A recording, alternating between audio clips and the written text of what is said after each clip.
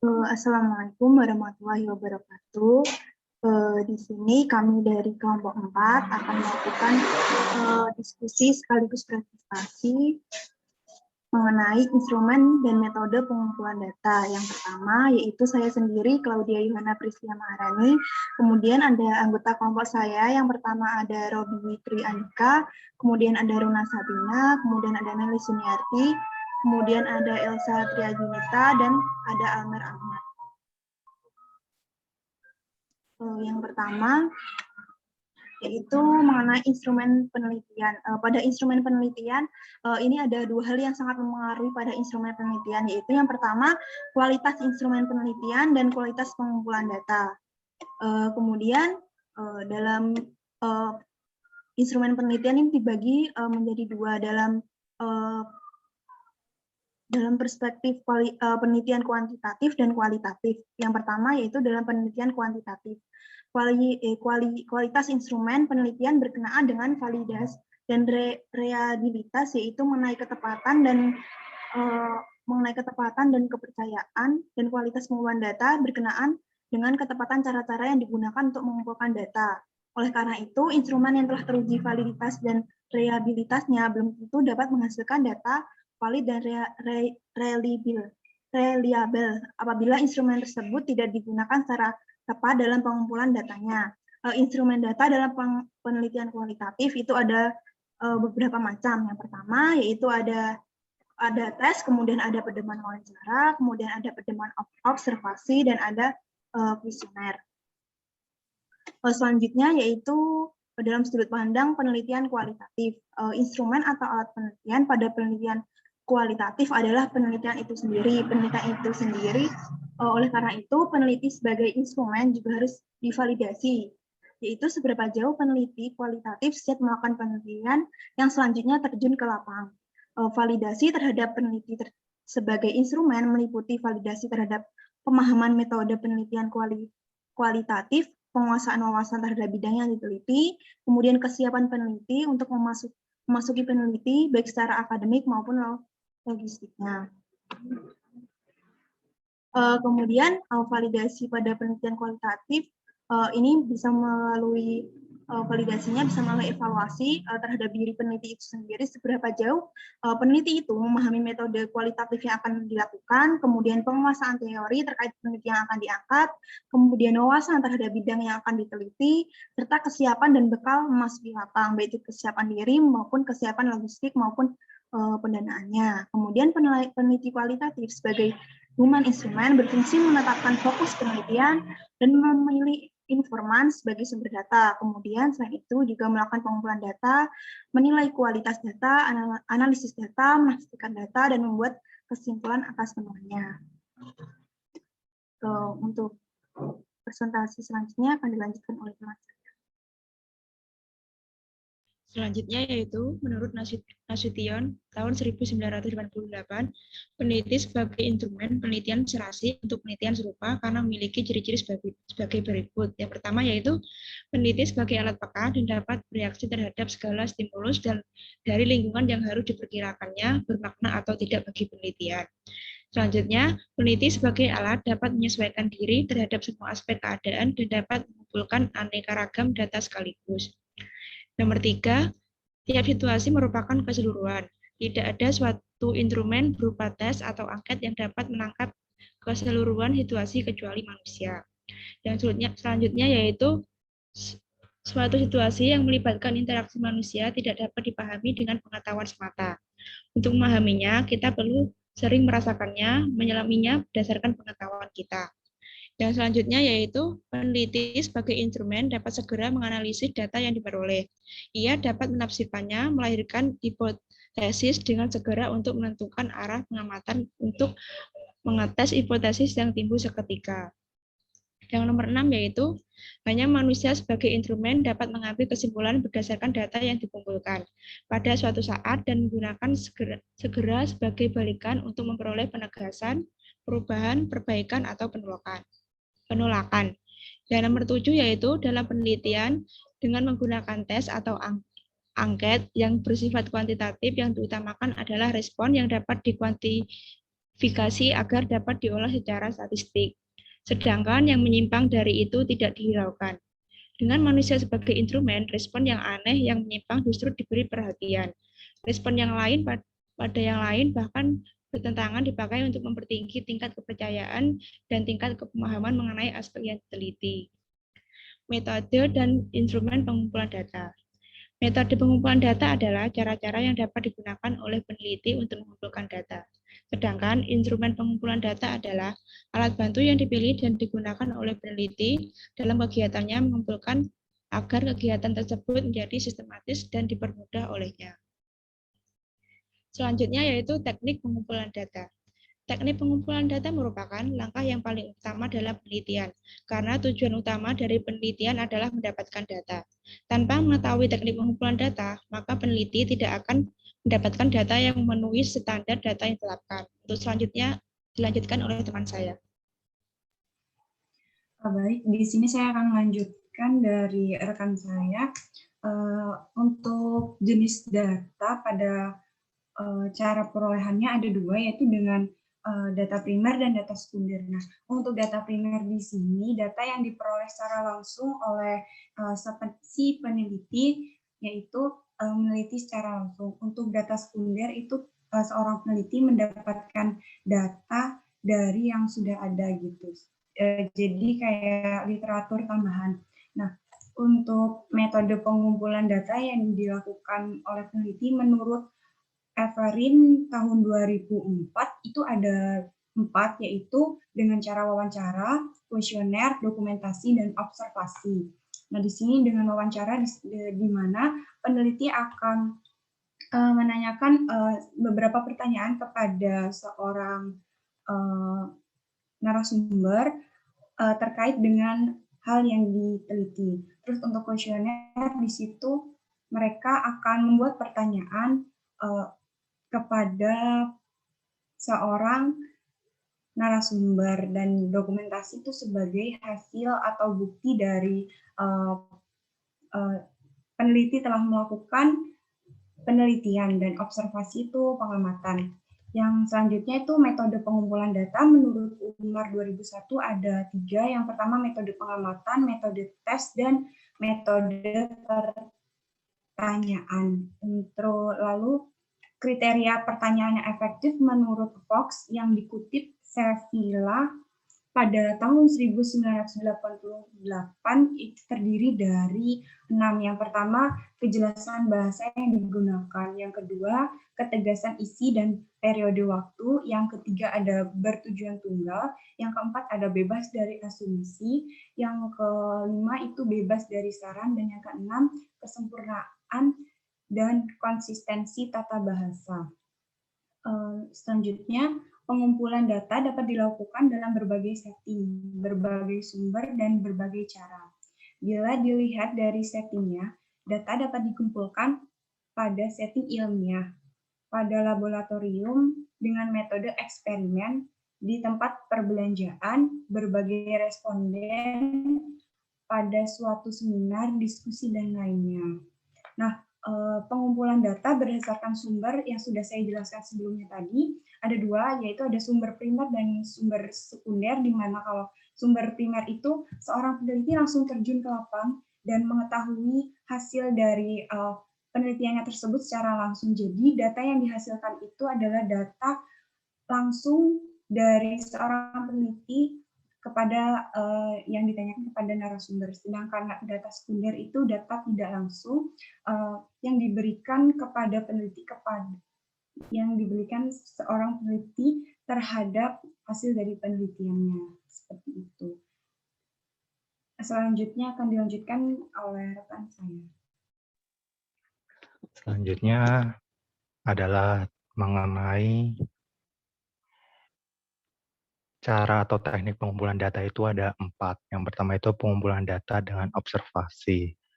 Observasi itu teknik pengumpulan yang memiliki ciri spesifik bila dibandingkan dengan teknik lainnya, yaitu dengan wawancara atau kuesioner. Nah, di observasi itu dibagi menjadi 2, ada observasi berperan serta dan ada observasi yang non-partisipan. Yang berperan serta itu adalah peneliti terlibat dengan kegiatan sehari-hari orang yang sedang diamati atau digunakan sebagai sumber data penelitiannya. Sedangkan yang non-partisipan itu adalah peneliti terlihat langsung dengan hanya melihat aktivitas orang-orang yang sedang diamati, maka observasi dalam non-partisipan ini peneliti tidak terlibat secara langsung dan hanya sebagai pengamat independen saja. Yang kedua itu adalah pengumpulan data dengan wawancara. Nah, wawancara itu seperti yang dijelaskan sebelumnya itu dengan mewawancarai atau bertanya kepada informan. Nah, di wawancara itu dibedakan menjadi dua, ada wawancara terstruktur dan wawancara yang tidak struktur.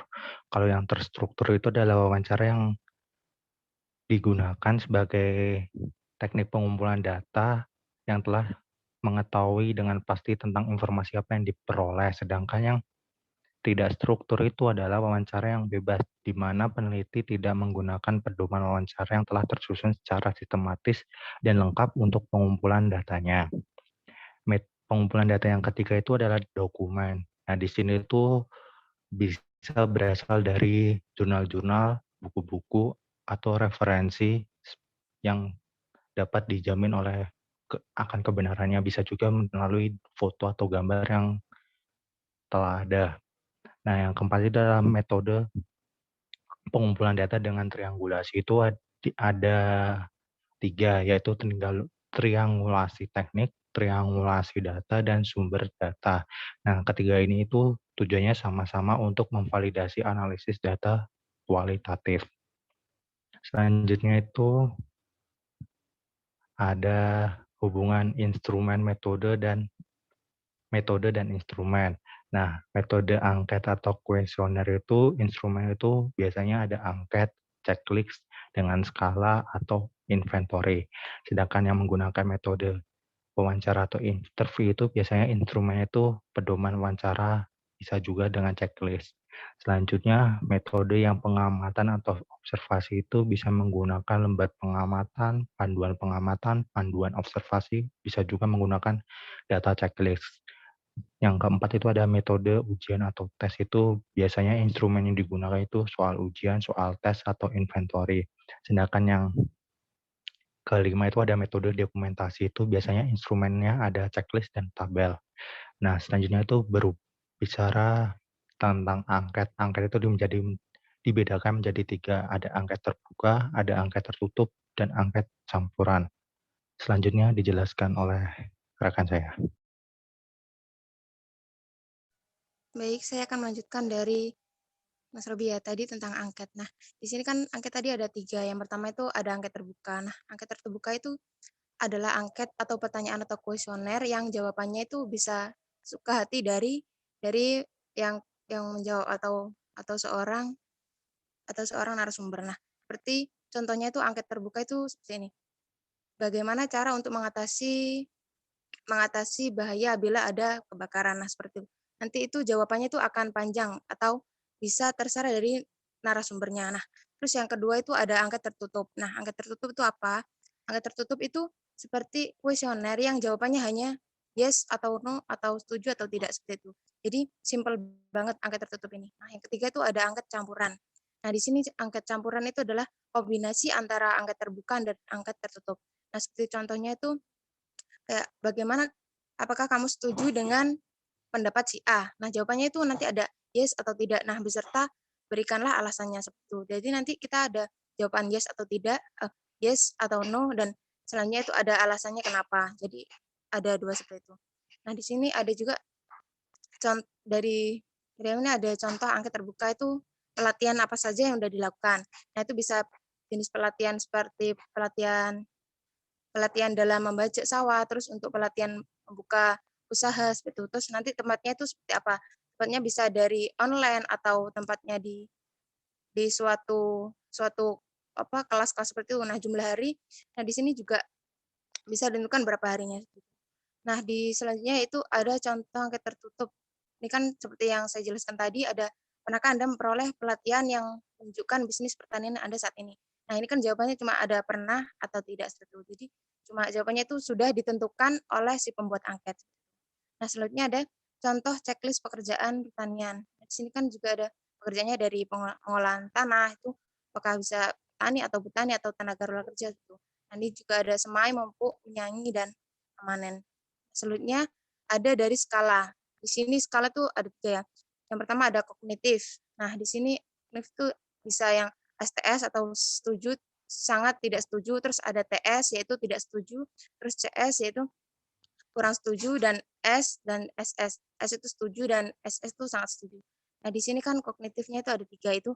Dengan bermain gamelan, contohnya ya, dengan bermain gamelan saya semakin paham akan nilai kebersamaan dan gotong royong. Nah, itu para pembuat angket itu bisa membuat ini biar para narasumber itu bisa menceklis atau mencentang seperti itu, apakah setuju atau tidak setuju. Nah, untuk efektivitas juga seperti itu dan psikometer itu. Nah, selanjutnya itu ada wawancara atau interview. Nah, di sini ada 3 ya. Yang pertama ada struktur interview, seperti yang dijelaskan yang awal tadi, adalah interview atau wawancara yang sudah terstruktur. Jadi tidak langsung secara apa ya, langsung seperti itu. Jadi sudah disusun sebelumnya. Nah, yang kedua adalah unstructured interview, yaitu yang langsung apabila ada kejadian apa kita langsung tanya langsung, tidak ada runtutannya. Seperti di sini adalah materi yang disampaikan. Nah, seperti kita menjelaskan materi ini kan sudah ada runtutannya. Yang selanjutnya ada semi struktur interview. Semi struktur interview ini mungkin ada kombinasi dari struktur interview dan uninterview ya, seperti itu. Terima kasih. Selanjutnya akan dijelaskan oleh teman saya.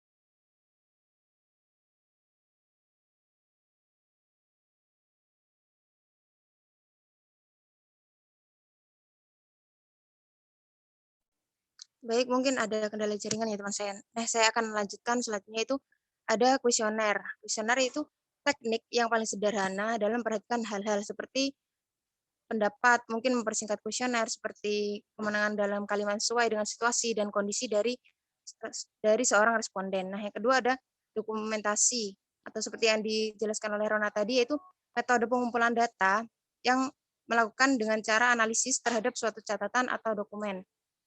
Nah, di sini seperti gambar dari dokumentasi suatu penelitian yang akan dilakukan, seperti contohnya saat penelitian itu akan mewawancara narasumber. Nah, itu dokumentasinya itu berupa foto saat melakukan wawancara seperti itu. Nah, selanjutnya ada observasi, yaitu pengumpulan data atau cara melakukan pengamatan terhadap suatu objek penelitian. Nah, di sini teknik ini mengharuskan peneliti melakukan pengamatan secara langsung terhadap objek penelitian.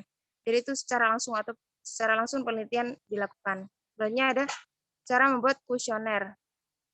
Nah, di sini menurut MORI 95, komposisi dalam kuesioner itu ada 4. Yang pertama ada subjek, yang kedua ada adanya ajakan, dan yang ketiga adanya petunjuk pengisian kuesioner, dan yang terakhir adanya pertanyaan maupun pernyataan beserta tempat mengisi jawaban baik secara tertutup, semi tertutup ataupun terbuka.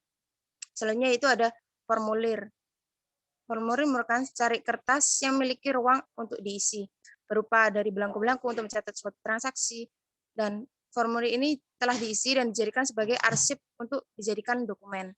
Nah, formulir juga dapat digolongkan menjadi beberapa tujuan penggunaan, misalnya seperti tindakan, terus di permintaan, penawaran, dan lainnya. Terus ada pertanyaan, kapan sih formulir dibutuhkan? Seperti itu. Nah, di sini formulir itu dibutuhkan jika kegiatan harus dicatat. Yang kedua, jika suatu informasi tertentu harus dicatat berulang kali atau terlalu panjang. Terus yang ketiga, ada jika berbagai informasi yang saling berhubungan perlu disatukan dalam tempat yang sama. Nah, sebenarnya jika dibutuhkan untuk menetapkan tanggung jawab terjadi transaksi. Nah, di sini formulir yaitu ada faktor-faktor tertentu dalam merancang suatu formulir. Nah, di sini ada 6. Yang pertama yaitu siapa yang membutuhkan formulir dan mendapatkan informasi dalam formulir tersebut. Yang kedua, adakah formulir lain yang sekarang digunakan memiliki informasi yang sama? Terus yang ketiga, ada elemen apa yang harus dicantum dalam suatu formulir. Nah, yang keempat, apakah formulir tersebut memerlukan tulisan tangan atau pemrosesan mesin? Yang kelima, ada apakah formulir tersebut diisi dengan pensil, tinta, mesin ketik, dan lainnya. Dan yang terakhir ada apakah formulir akan diarsipkan. Nah, yang terakhir di sini ada faktor-faktor yang perlu diperhatikan dalam wawancara. Nah, di sini ada wawancara, ada situasi wawancara, kesiapan responden, dan isinya. Nah, yang di sini ada pewawancara. Pewawancara tuh harus faktor apa sih yang diperlukan oleh seorang pewawancara? Itu ada 4. Yang pertama ada karismatik sosial. Nah, jadi seseorang itu harus bisa melakukan seperti public speaking seperti itu. Terus yang kedua ada keterampilan wawancara. Keterampilan wawancara ini juga bisa runtutan ya dari wawancara mulai apa yang harus ditanyakan pertama, terus yang kedua sampai yang terakhir. Yang ketiga itu motivasi. Jadi seorang pewawancara itu harus bisa memotivasi seseorang atau orang lain. Yang keempat itu ada rasa aman. Rasa aman ini berarti pewawancara itu sudah mengetahui atau mengerti semua isi dari apa yang akan disampaikan. Jadi mereka itu aman untuk menyampaikan apa yang akan mereka sampaikan. Selanjutnya itu ada situasi wawancara. Nah, di sini juga waktu yang tepat itu bagaimana, waktu seperti apa? Apakah pas waktu siang hari atau apa atau tidak, atau mengerti waktu yang tidak bisa dibutuhkan seperti waktu sholat atau seperti itu tidak bisa digunakan untuk wawancara. Nah, yang kedua itu tempatnya itu apakah sudah strategis atau tidak. Terus yang ketiga ada kehadiran orang lain.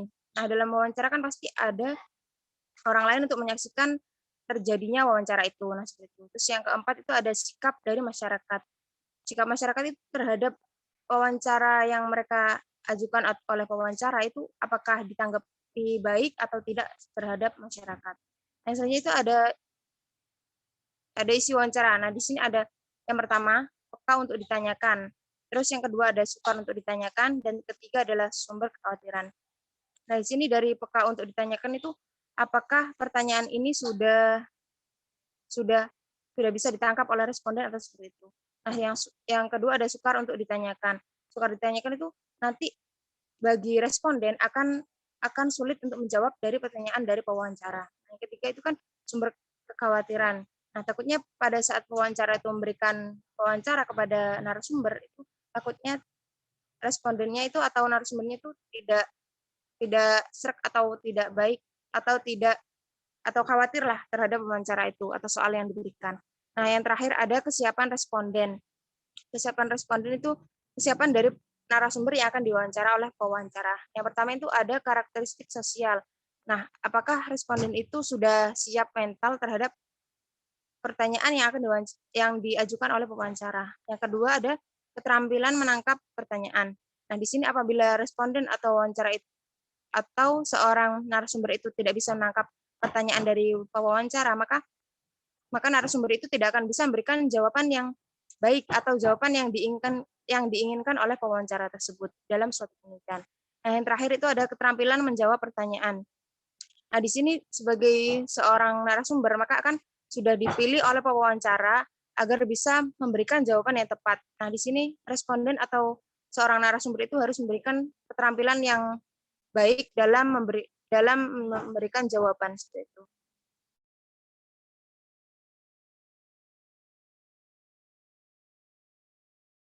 Mungkin karena waktu presentasi dari setiap anggota kelompok mengenai bahasan instrumen dan metode pengumpulan data belum selesai, mungkin bisa dibuka diskusi kepada teman-teman.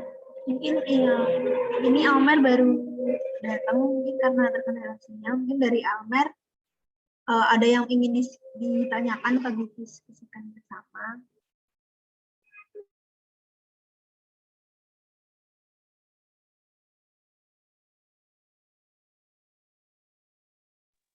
Belum ada.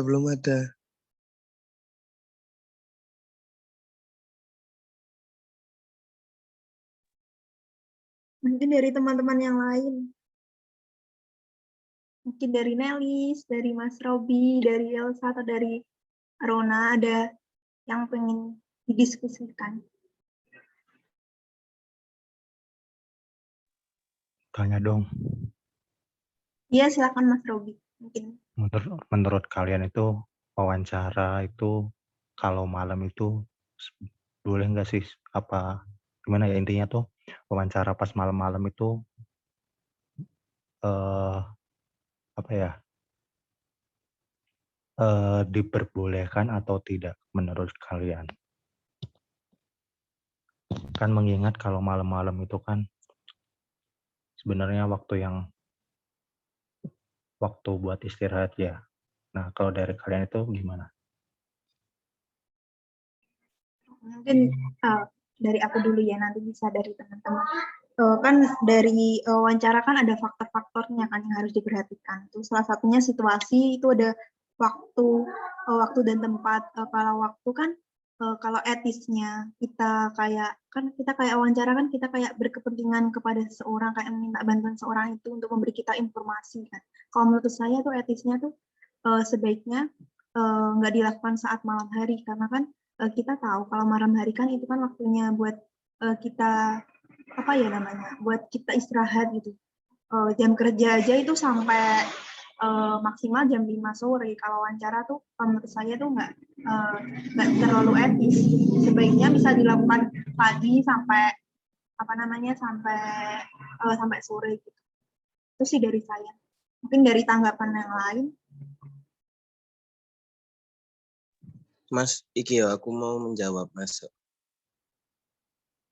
Kalau menurutku, kalau menurutku sebenarnya untuk masalah waktu itu kita lihat dari siapa yang akan kita wawancara. Kalau memang yang kita wawancara ini memiliki jam kerja ataupun kesibukan yang memang harus terjadwal, ya kita jadwalkan jangan di malam hari, agar apa yang nanti kita tanyakan bisa maksimal ke beliau yang ke siapa yang nanti kita wawancara. Tapi jika orang yang kita wawancara ini bisa dibilang santai ataupun memiliki waktu banyak untuk menjawab pertanyaan kita, waktu itu sebenarnya malam pun tidak apa-apa, tergantung dari siapa yang akan kita wawancara. Itu sih menurutku. Terima kasih. Siap. Mungkin ada yang lain?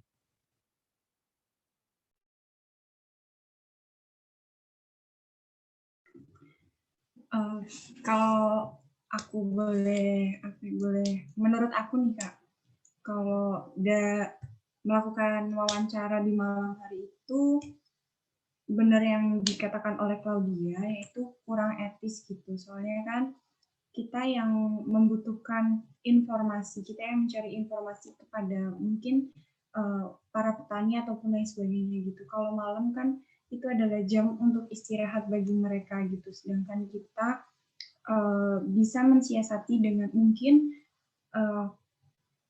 datang terlebih dahulu, minta waktunya kepada narasumber, bisanya kapan, lalu kita datang untuk memberikan pertanyaan itu sebisanya oleh petani. Jadi bikin perjanjian dulu gitu sebelum melakukan wawancara sama narasumber. Jadi nggak asal datang terus bisanya malam gitu, kurang etis kalau menurut saya. Terima kasih. Izin menambahkan ya pendapat Oh, ya. dari Rona. Iya, silakan. Kalau menurut saya ya kan wawancara itu biasanya dilakukan atas ada perjanjian. Jadi kan kalau kita itu datang dulu, nah perjanjian sama orang yang ingin diwawancara. Tanya dulu bisanya kapan. Kalau sebaiknya kan itu yang waktu yang lebih baik kan itu dari pagi sampai sore, mungkin dicari jam kosongnya. Kalau wawancaranya itu nggak bisa, kan biasanya itu menentukan saya bisanya jam segini, bisanya jam segini. Nah kemungkinan kan, nah itu bisa kalau wawancaranya menentukan saya bisanya malam. Nah, menurut saya itu seperti itu, ditentukan pada waktu kosongnya itu wawancaranya. Baik, terima kasih atas respon-responnya teman-teman.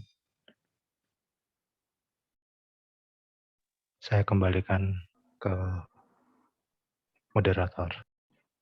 Ya, terima kasih Mas Robi. Tadi banyak sekali argumen dan pendapat dari teman-teman mengenai wawancara di malam hari. Mungkin ada teman-teman lain yang mau membahas materi kali ini yang dibingungkan, mau sharing-sharing juga sama yang lain. Silahkan. Aku mau tanya dong. Iya dong, silahkan Almer. Oke. Ya, aku mau tanya menurut kalian ataupun pendapat kalian tentang orang yang kita kan di sini posisi misal jadi yang wawancara dan kita membuat pertanyaan sedemikian rupa agar informasi yang kita dapatkan lengkap. Tapi saat kita menanyakan ke orang tersebut, ternyata bahasa yang kita gunakan itu terlalu tinggi atau terkadang dijawab oleh si yang kita wawancarai ini dengan hanya singkat-singkat. Berarti kan informasi yang kita dapatkan tidak terlalu lengkap. Itu menurut kalian apa yang harus kita sebagai penanya lakukan jika mendapatkan responden atau yang kita tanyakan nanti yang modelnya seperti itu? Terima kasih.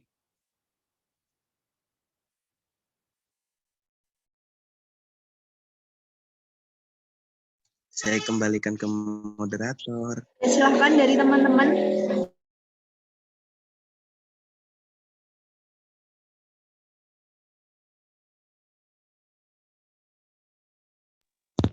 Aku dulu ya coba. Jujur aku dulu semester berapa ya? Kemarin kayaknya. Itu kan ada mata kuliah analisis kualitatif ya. Nah, di situ kan disuruh wawancara sama petani. Nah, pada saat wawancara tuh pernah mengalami hal yang kayak gitu. Jadi petaninya tuh cuma jawab kayak apa sih? Kayak cuma ngambang gitu loh, kayak ragu-ragu. Terus itu antara petani emang nggak paham sama apa yang kita tanyakan, atau yang bahasa yang kita tanyakan itu terlalu tinggi. Nah, kadang ada juga petani itu yang menjawab tidak sesuai konteks. Jadi kayak apa sih? Melebar. Misalkan tanya A, menjawabnya tuh yang ke B, terus tiba-tiba lari yang ke C.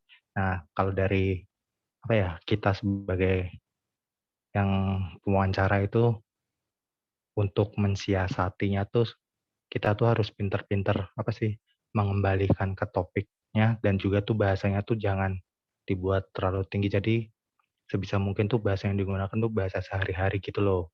Tapi walaupun kita punya draft pertanyaan dengan bahasa yang apa ya, yang sudah dirancang, itu tuh dibuat kayak pakai bahasa sehari-hari biar si petani atau yang diwawancara itu bisa memahami. Kan tidak semua petani misalnya kan itu mempunyai kapasitas wawasan yang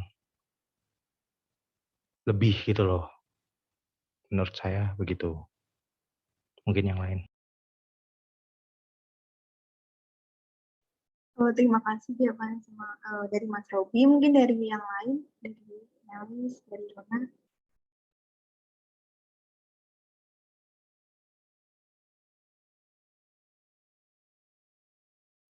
Aku mau menambahkan sedikit terkait pertanyaan tadi.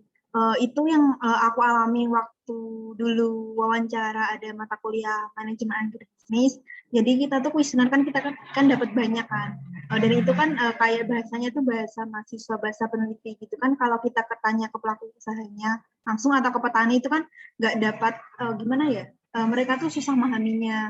Kalau menurut apa namanya pelajaran yang dapat aku ambil dari pengalamanku, mungkin sebelum kita tanya kita tuh harus paham dulu kayak apa namanya pertanyaan kita tuh kayak bahas apa. Contohnya kayak kalau nggak salah tuh kayak kita kan pernah nanyain tentang gaji non finansial. Itu kan petani kan nggak mungkin paham kan gaji non finansial tuh kayak apa. Mungkin kita bisa tanyain mungkin dalam satu kali seminggu produksi atau sebulan produksi itu apakah ada hari libur, entah itu hari cuti melahirkan, entah itu libur buat Idul Fitri, mungkin kayak gitu. Kayak kita tuh lebih mengeksplor wawasan kita dan pengetahuan kita agar pertanyaan-pertanyaan yang ada di kuesioner maupun di checklist wawancara kita tuh dapat tersampaikan dengan bahasa sehari-hari petaninya gitu. Jadi kayak kita tuh harus bisa menempatkan diri kita atas pertanyaan. Terima kasih. Iya, aku juga mau nambahin, benar juga yang dikatakan oleh Claudia, kalau bisa di saat kita lagi mau wawancara itu kita menggunakan bahasa sehari-hari, masuk dalam arti kata bahasa sehari-hari itu yang bahasa yang bisa dan mudah untuk dipahami oleh mungkin petani ataupun narasumber lainnya itu. Jadi apa yang mau kita cari datanya, apa yang mau kita cari apa yang mau kita teliti itu dapat kita peroleh dengan baik gitu. Jadi nggak ada yang kurang sehingga dalam melakukan penelitian tuh memudahkan kita sebagai peneliti gitu. Soalnya kan bagi masyarakat luar ataupun narasumber tidak semuanya paham dengan bahasa bagi bahasa untuk pelajar ataupun mahasiswa seperti kita gitu. Dari aku cukup, mungkin lainnya terima kasih. Izin menambahkan ya. Kalau menurut saya itu juga pernah kejadian pas itu praktikum itu yang wawancara di mata kuliah. Nah, di situ kan aku terpaku sih mempelajari itu kayak di kuesioner itu bahasanya kayak kok gini pernah tak coba tak tanyain tapi orang itu nggak ngerti. Nah kan jadi kan aku jadi bingung tau, terus aku itu tak putar balikkan kayak membawa suasana buat wawancara. Nah itu aku pakai bahasa aku sendiri, jadi menurutku dipahami dulu materinya, jangan kalau wawancara terus tergantung ke kuesioner tapi pas kita wawancara kita tuh nggak ngerti apa yang kita tanyain, kan itu malah mempersulit yang narasumbernya juga. Nah untuk itu kan berarti lebih dipahami dulu materinya kayak apa yang ditanyakan gitu, terus gunakan bahasa sehari-hari yang wawancara yang narasumbernya itu paham dan ngerti. Cukup.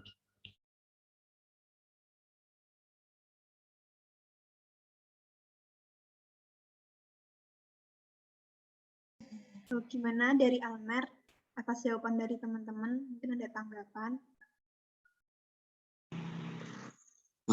Mantap. Cuma aku tadi kalau dari omongannya teman-teman ya tak simpulkan itu anggapannya responnya kita harus benar-benar pintar-pintar meskipun kita sudah udah ngerancang kata-kata, ternyata waktu kita tanyakan tidak seperti itu, kita harus cepat-cepat anggapannya ada plan B yang nantinya kita gunakan untuk lebih memahami dan lebih dipahami nanti pertanyaannya oleh petani ataupun responden kita nanti yang mau diwawancarai, kan seperti itu. Oke.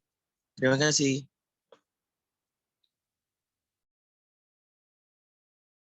Karena waktunya tinggal 5 menit, mungkin ada satu pertanyaan mungkin dari teman-teman atau ada yang mau diskusikan lagi.